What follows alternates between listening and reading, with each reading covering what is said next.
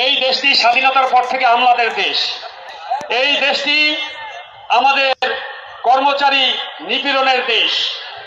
এই দেশে যতগুলো পে কমিশন হয়েছে এই রাজনৈতিক সরকারের আমলে হয়েছে, এবং যার কারণে বৈষম্য বৈষম্য বৈষম্য বাড়তেই থেকেছে।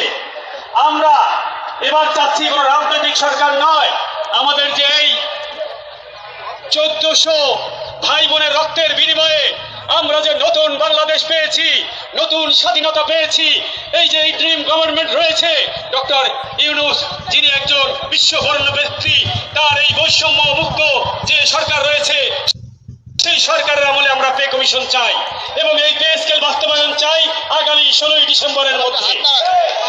এবং আমাদের বিশ্বাস রাজনৈতিক সরকারগুলো আমলাদের বিরুদ্ধে কিছু করতে পারে না, তারা তাদের ইচ্ছে মতো তাদেরগুলো বাড়িয়ে নেয় এবং আমরা যারা কর্মচারী রয়েছি তাদেরকে নিপীড়ন নিষ্পীড়ন করে যে পে কমিশনগুলো পে স্কেল বাস্তবায়ন করে তাকে আমরা নির্যাতিত হই এবং বৈষম্যের শিকার হই।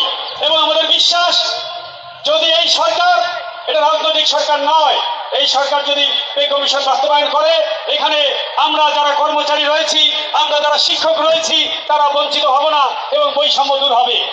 আপনারা জানেন বাংলাদেশের আমরা যারা শিক্ষক রয়েছি, প্রাথমিক শিক্ষক প্রায় 4 লক্ষ। আমরা শাহবাগে মার খেয়েছি এবং আমরা আন্দোলন করার কারণে আমরা আজকে নির্যাতিত হচ্ছি এবং এই নির্যাতন এই বৈষম্যমুক্ত সরকার, এই সরকার আমাদের শিক্ষকরা প্রত্যাশা করে না।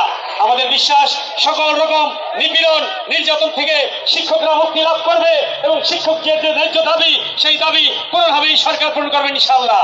এবং বাংলাদেশের যে কর্মচারী রয়েছে এদের এই 16ই ডিসেম্বরের মধ্যে পে কমিশন পে স্কেল বাস্তবায়ন করে আমাদের যে বৈষম্য রয়েছে সেই বৈষম্য দূর করবেন। এবং আমরা জানি আমরা সরকারের অঙ্গ, একটি হাত, একটি পা, একটি চোখ যদি নষ্ট থাকে যেমন দেহ ভালো থাকে না, এই সরকারের অঙ্গ প্রত্যঙ্গ যদি ভালো থাকে এই সরকার ভালো থাকবে না।